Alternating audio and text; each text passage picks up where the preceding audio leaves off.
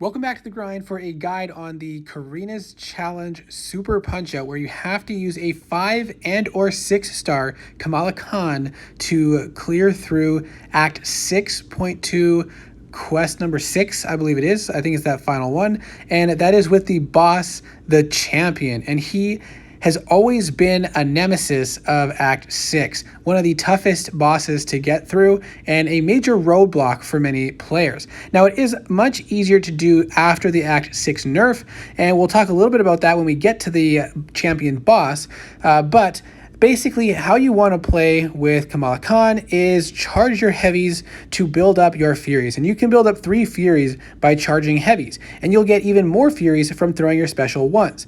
Now, I am running suicides, and I would have preferred to do this challenge without suicides, but it does work okay with suicides. And so this first fight is not too much of a problem. Sometimes it's nice to just charge heavies. You can charge your heavy and then throw a special 3 if you have lost your furies. And we'll take a look at that as well.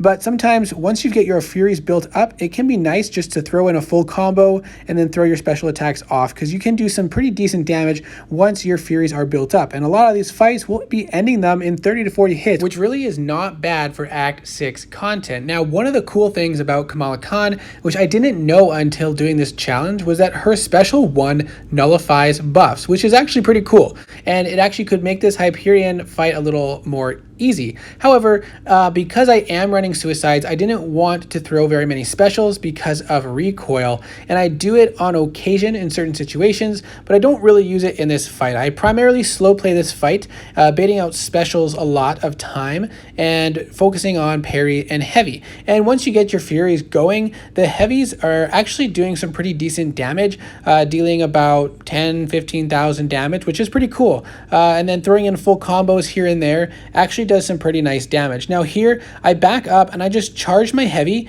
and then before he dashed in at me, I threw off the special 3. Now you don't want to do this unless you have a special 3, because you don't want to get countered in the face, but with the special 3, it is pretty safe to do so, and it allows you to build up your furies more safely, and then you can just kind of go in and start dealing some big damage. And I say big damage a little bit lightly, but even just look at this next combo. The crits that we get are quite nice for Kamala Khan, which is typically looked at as a meme champion. And yeah, she doesn't have a lot to offer, but I actually was kind of impressed with what she could do. She has buffs, easy access to buffs for buffed up. She has fairly respectable damage just with such easy access and quick out the gate. And then her ability to nullify buffs with the special 1, that's pretty cool. Other than that, she doesn't really do a whole lot, but the fact that you can clear a whole Act 6 lane with her itemless is kind of cool. The champion boss can also be soloed. I did not get anywhere close to a solo, so I'm going to give you some tips on that. But basically, with this fight against Iceman, you want to heal up a little bit at the start so that you don't die from the cold snap. But other than that, it's a very straightforward fight, a normal, typical Iceman fight. Don't get hit by the special 1 or the special 2 for that matter. Try to be aware of when his ice shield goes up so you can parry to knock it down before you actually commit to a parry, and charge your heavies like you normally do, and then a nice special 2 to finish it off. Now, the next fight is Blade, and he's kind of annoying because as he gains power, the debuffs don't last as long on him, so you can't rely on the typical parry charge heavy playstyle, and primarily you'd like to rely on the special 1 playstyle to keep a constant flow of furies going. But again, like I said, since I'm running suicides, I don't really want to throw a lot of special attacks, and then I do make a mistake at some point in the video and I lose quite a bit of health, unfortunately. So what I'm going to do is work my way up to 3 bars of power, dealing as much damage as I can, but you can't really counter his special attacks with heavies, and so that also limits in what you can do. And then there I missed that heavy attack because I was trying to gain that fury, and I didn't even gain the fury. Now, I had intended to charge up 3 furies before throwing the special 3, but I got worried that he was dashing in at me, so I only got 1, I believe, but we were able to finish off the fight without too much difficulty despite making some mistakes. Now, the next fight is Magik, and you want to heal up to full against Magik, and you can solo this fight. It is a little bit RNG dependent. If you build the right masteries, which I believe it's Pacify, there's a while the opponent is stunned, their defensive abilities trigger at a decreased rate. And if you max it out, it's at 30% decreased rate.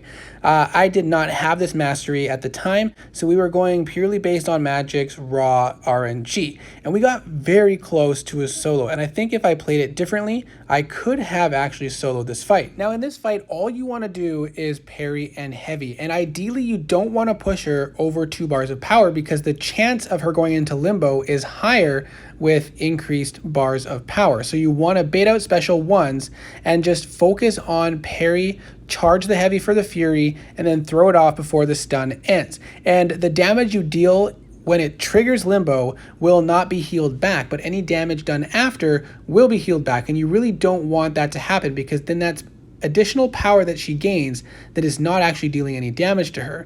And then what I did was built straight up to a special 3 because I didn't want to suffer the recoil damage. If you don't have the suicide masteries, you could bait out a special, make sure she's going to stay below a bar of power, and then throw off your special attack, and that would be an effective way to play this fight, and you might get a little actually more damage out of it, but I didn't want to suffer the recoil damage. So you can see we're not triggering limbo every single time, so that's really nice. I charged the heavy there, gained the furies, and threw off the special 3, and it's going to deal a decent bit of damage, and we're actually at this point winning the HP battle.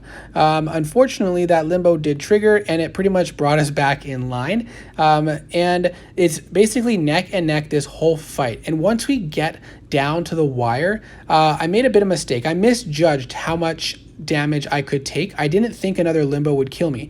If I just went in a 5-hit combo and threw off a special 2, I think I would have killed Magik before I died. Unfortunately, I thought I would survive another round of limbo, and I did not. Now, having suicides on when going up against Void is also not ideal because you're taking increased damage from that bleed debuff there. One thing about this is his passive icons switch to debuffs very quickly. Something that you can do is do a full 5-hit combo to start and then just focus on parry heavy and let that timer tick down, and then once it's about to apply to you, start attacking in for a full combo, and you can even use your special attacks to cross that 10 hits on the combo meter, just like you would in any other Void fight. Now, because those passives convert to debuffs very quickly, it can be a little bit challenging, but you can slow your combos, parry and charge heavies, do a little bit to stay below that 10 hit threshold until that debuff transfers. You want to be careful though about him throwing special attacks and kind of preventing you from crossing that 10 hit threshold at the right time. Now here I was actually able to use the special 3 to push him past the 10 hit threshold and remove the debuff. And when he goes below 25%, he's actually going to be unblockable for the remainder of the fight. So you want to keep that in mind and be prepared for it, and don't let it catch you off guard. Now this next fight against Gladiator Hulk is really not that challenging. It's a pretty simple, straightforward Gladiator Hulk fight. You just want to focus on your parry, charging the heavy as you typically would, throwing your specials off if you don't have suicides on or if you have the extra health to spare, remembering not to try to intercept because of the unstoppable with Mighty Charge, and working on your reparries with the inability to stun him because of Mighty Charge. And then I want you to take a look at this damage here. We have a nasty special 2 with the last hit dealing 41,000. This was a basically 60,000 damage special 2 attack from Kamala Khan. So the damage, like I said, is fairly respectable. I was running some pretty big boosts for this just to help speed it up and get me through it a little easier, but nonetheless, that was a pretty impressive special 2.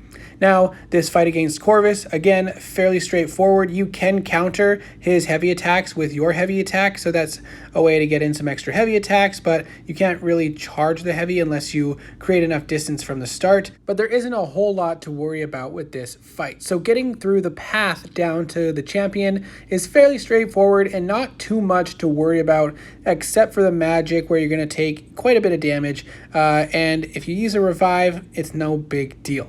Now the champion boss is a pain in the butt.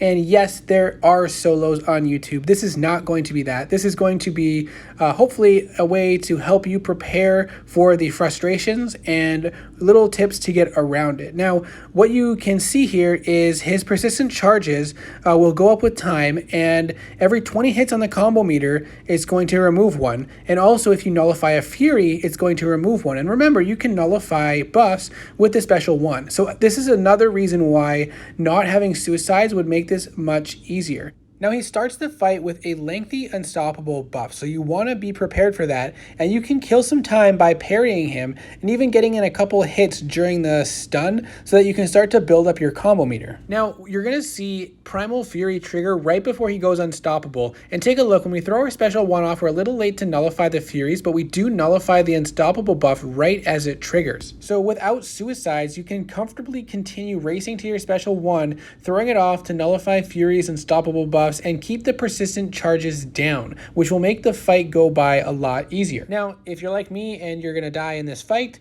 after you die, I recommend doing a parry heavy and then immediately dashing in to try to counter him as he's standing up. This is a good way to start building up your combo meter fast and get some hits in before he starts his first unstoppable, which is right there after it says Primal Fury on the right side. At this point, you can parry, get a couple hits in, but you can't do this the whole fight, because in the next stage, if you hit him while he's unstoppable, you will get stunned. And again, if you cycle your special ones, you can nullify the Furies and keep the persistent charges down. Now again, he's unstoppable, and we're going to wait that out and get a couple hits on our combo meter as we go, because every time you cross a 20 hit threshold, you'll be removing one of the persistent charges as well. But since I'm not cycling special ones, the persistent charges end up staying high throughout the entire time, unfortunately. Now I went to charge this heavy so that I could stack up some Furies before throwing my special 3. After he throws his special 1, if you dash back a couple times, you can start charging heavy and then unleash it for after he finishes the animation. However, you have to be cautious with the unstoppable timer, because sometimes I get caught by charging a heavy and then he gets his unstoppable with that Primal Fury triggers, and then I can't unleash the heavy attack without hitting into the unstoppable. And so I did end up making that mistake a couple times, so you have to be very careful with the timing of his unstoppable buff, especially if you don't have a special one that you can use to then nullify it. Now again, we're waiting out the unstoppable so that then we can counter in, and you're going to see here we throw the special 1 and it's going to nullify the Furies 2 at a time actually, and each time we nullify one of them, we're going to be removing a persistent charge. Now we've pushed him past the 70% threshold into opening bout, and he's going to have unblockable light attacks, so you don't want to parry up close, and if you attack into the unstoppable buff, then you are going to be stunned and he's going to wreck you, so don't do that. You're also going to want to be very cautious about only parrying him if he's dashing from a far distance, because those are medium dash attacks. If you're close to him before you try to parry, there's a chance it's a light attack and it will go straight through your block and he'll kill you. You're also able to heavy counter his heavy attacks, but again, you have to be cautious about when the unstoppable is going to trigger. So in this stage, I'm mostly trying to bait out heavy attacks and special attacks to counter with heavy attacks if I can, but a lot of times the unstoppable buff is active. Here we were able to bait out a heavy attack and then counter with our own heavy attack, and now we're going to be able to counter his special attack with our heavy attack. And then I think we're nullifying, actually we nullified the unstoppable buff with that special 1, which is very nice, and then again a heavy attack we're able to counter with our special attack, and right now we have 7 Furies, and then unfortunately his unstoppable triggered and I was already charging my heavy, so I kind of ate that. As you can tell, that having suicides is somewhat limiting for this fight. Now, once you get him down below 40%, his medium attacks are now unblockable instead of the light attacks. He's also able to shrug debuff, so you can't rely on parrying him, which can result in you getting backed up in the corner, as you saw happen to me there. So you want to get used to baiting out heavy attacks if possible, and keeping a steady flow going with baiting out special attacks and then pushing him over a bar of power, which again, if you don't have suicides and you can freely throw your special ones, you'll be giving him more power and be able to control that side of the fight a lot more easily. And again, as much as you can, countering his special attacks and heavy attacks with your own heavy attacks will help to gain your furies up, as well as push him over a bar of power so you can continue baiting more special attacks and make the fight run more smoothly. There we're able to nullify some furies. Now in this stage, because you can't reliably parry his attacks, I usually try to start with an intercept, however you want to call it, so that I can get a 5-hit combo off right from the start. And then I eventually play a little more cautiously because of the unstoppable buff, and now I'm backed against the wall, so I had to go a little Quake style and then counter with a little light attack and get some damage off, which was very nice, and pushed him back into the middle. And then after that, you push him down below 10% and you get into the final phase where you have to get rid of these indestructible passives. And you have to do that by dexing a component of the opponent's special attack. This, I just wanted to highlight that you can use the special one to nullify the unstoppable if you need to. Now, the way that you can do this depends on what you're most comfortable with. And what I prefer to do is bait the special one, take a couple hits into the block, and then right before the headbutt, I dex back at last second. And I wasn't able to do it 100% of the time, but I was able to do it somewhat frequently, somewhat reliably. And you'll probably want to heal up for this part if you do end up dying, so that you can take some blocked hits. I highly recommend practicing this before you come into this fight, whether this is the challenge or your first time going against the champion. Now, I do have a champion guide for basic Act 6 completion and exploration, and I do go into more detail on the various ways that you can dex his special attacks, and it has some other helpful tips. So I'll try to link that for this video if you are interested in seeing that one as well. So now after you dex it 3 times, you get that prowess, and then you throw off a special attack for some big damage. Ideally, you can save up your power while you're dexing the 3 parts of his special attacks, so that by that time you can just throw off a special 3 and be done with the fight. So I really do hope that this guide was helpful. Let me know what your thoughts are, how it goes for you. I recommend saving up some revives. I think I used around 30 revives for this challenge, which is more than I had hoped to, but about what I expected, unfortunately. Thankfully, I still had some in my stash. So I hope this was helpful. Thank you so much for watching, and I hope to see you in the next video.